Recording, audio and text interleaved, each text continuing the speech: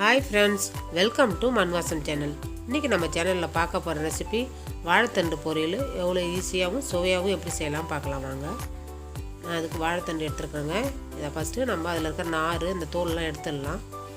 நான் உங்களுக்கு அரியறதை காட்டுறேன். இந்த மாதிரி பட்டையெல்லாம் எடுத்துருங்க.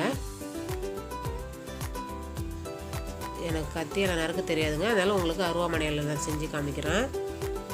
நீங்கள் கத்தியில் நறுக்கிறவங்க கத்தியால் நறுக்கிக்குங்க. மாதிரி சைடில் இருக்கிற பட்டையெல்லாம் எடுத்துருங்க. மாதிரி சின்ன சின்ன ரவுண்டாக போட்டுக்குங்க. அதில் இருக்கிற நாரை கையால் சுற்றி எடுத்துக்குங்க. மாதிரி ஒவ்வொரு இதுக்கும் நார் இருக்குங்க. ஒவ்வொரு தடையும் நார் எடுத்துக்குங்க. ஒரு விரலில் சுற்றி எடுத்துட்டிங்கன்னா நார் கொஞ்சம் கம்மியாகிடும்.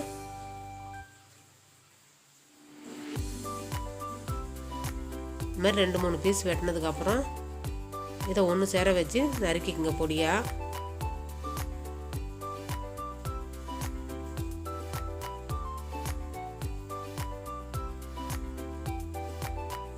அவ்வளோதாங்க. மாதிரி அரிஞ்சு தண்ணியில் போட்டுக்குங்க. ஏன்னா அரிஞ்சு வெளியில் வச்சா கருப்பாயிடும், அதனால தான் மாதிரி அரிஞ்சிட்டு பாருங்கள். இது மாதிரி பொடியாக நறுக்கி வச்சுட்டேன். இது மாதிரி ஒரு முள் உள்ள குச்சியாக எடுத்துக்குங்க, இல்லை மூங்கில் குச்சி கூட எடுத்துக்குங்க. அதில் வச்சு சுற்றுனீங்கன்னா மீதி அதில் இருக்கிற நார்லாம் வந்துடுங்க. நான் இதில் பார்த்தீங்கன்னா எலுமிச்சை முள் தான் எடுத்துருக்குறேன். பாருங்கள், சுற்றும் போது அதில் இருக்கிற நார்லாம் வருது பாருங்கள். இந்த மாதிரி கையை வச்சு அலசி விட்டுக்கிட்டே இருந்தீங்கன்னா அதில் இருக்கிற நார் எல்லாமே வந்துடும்.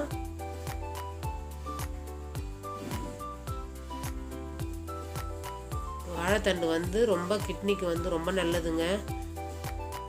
வாரத்தில் எப்படியா இருந்தாலும் 2 தடவை சாப்பிட்டிங்கன்னா உடம்புக்கு நல்லது. இது மாதிரி எல்லா நாரும் எடுத்துகிட்டு நான் கழுவி ஒரு தடவை அலசிட்டு எடுத்துன்னு வந்து வச்சுருக்குறேங்க. அவ்வளோதாங்க. இதில் இருக்கிற தண்ணிலாம் நாங்கள் புழிஞ்சு எடுத்துடணும். புழிஞ்சு தனியாக எடுத்து வச்சுக்கோங்க.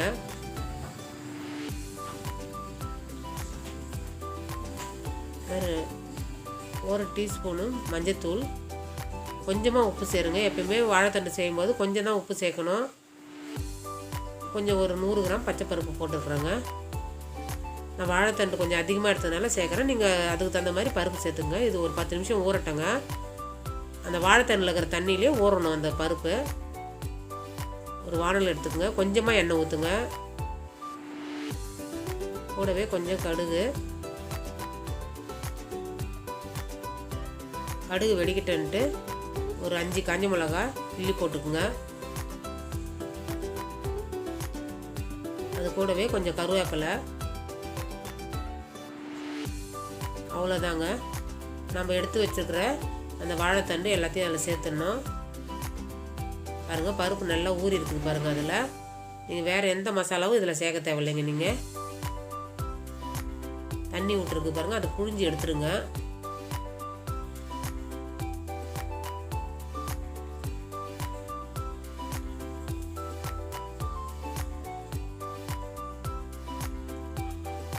குடல் புண்ணுலாம் ஆற்றுங்க. வாழைத்தண்டு, குடல் புண்ணு, சிறுநீரகம் பிரச்சனை இருக்கிறவங்களுக்குலாம் இதை கொடுத்துன்னு வந்தீங்கன்னா சீக்கிரமாக குணமாயிடும். இது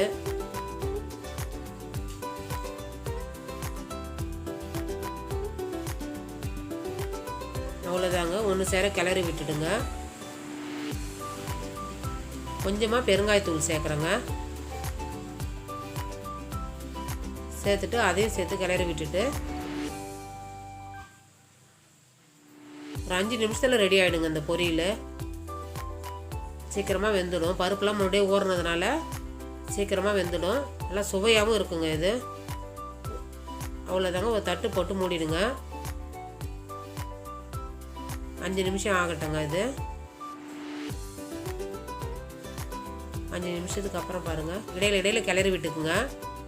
நான் ஒரு தடவை கிளறி விடுறேன்.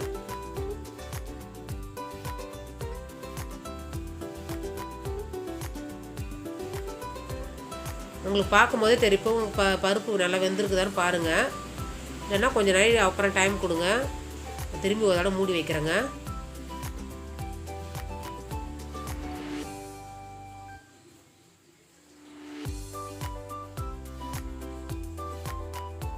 அவ்வளோதான்.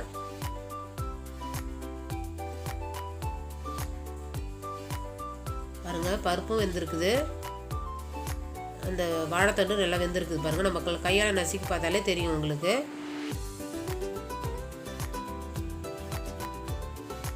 தண்ணி கூட இல்லை பாருங்கள். அதில் இருக்கிற வாழைத்தண்டில் இருக்கிற தண்ணியே வெந்துடும். நீங்கள் தண்ணி எதுவும் சேர்க்க தேவையில்லை. தேங்காய் துருவி வச்சுருக்குறேங்க. அந்த தேங்காவும் இது கூட சேர்த்து கிளறி விட்டுக்கலாம்.